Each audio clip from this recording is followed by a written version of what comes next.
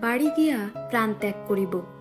এ পরামর্শ অনুপমার স্বামী ভবন হইতেই স্থির করিয়া রাখিয়াছিল। এইবার যথার্থ মরিবার বাসনা হইয়াছে।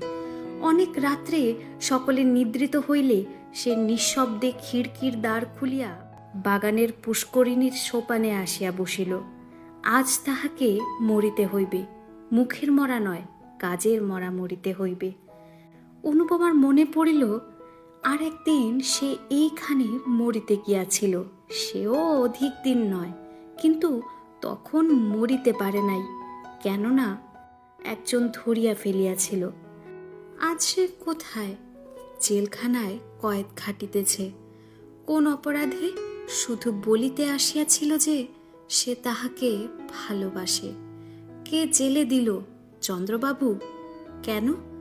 তাহাকে দেখিতে পারিত না বলিয়া? সে মাতাল বলিয়া?